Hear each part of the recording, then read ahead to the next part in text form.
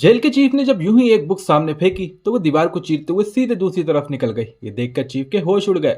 वो झट से दीवार के पास पहुंचा और गहराई से उस जगह का मुआयना करने लगा।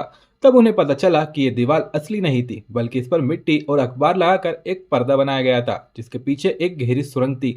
चीफ को शक हुआ कि कैदी फरार हो चुके हैं, इसलिए उसने फौरन एक माहिर जासूस को बुलाकर अंदर जांच के लिए भेजा। मगर सुरंग के अंदर जाते ही पता चला कि रास्ता आगे से बंद है। जासूस समझ गया कि ये गार्ड का ध्यान भटकाने के लिए बनाया एक जाल है। सुरंग को बहुत ही चालाकी से तिरछा बनाया गया था, जहां बैलेंस बिगड़ने से जासूस का पैर टूटते टूटते बचा। उसने झटपट रस्सी खींची ताकि ऊपर खड़े लोग उसे बाहर निकाल सके। चीफ हैरान था कि आखिर कोई सिर्फ 6 महीने में इतना बड़ा काम कैसे कर सकता है।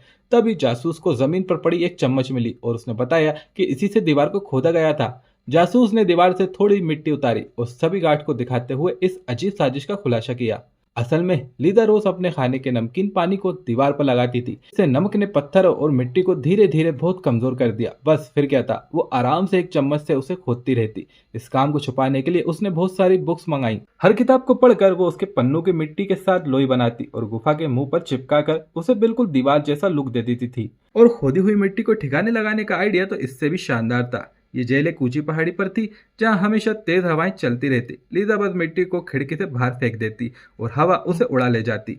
महीने बीतते और सारी मिट्टी गायब हो चुकी थी और रास्ता तैयार था। अब लीजा का प्लान आखिरी मोड़ पर था। वो इतने दिनों से चुप थी कि जेल के लोग उसकी मौजूदगी तक को भूलने लगे थे।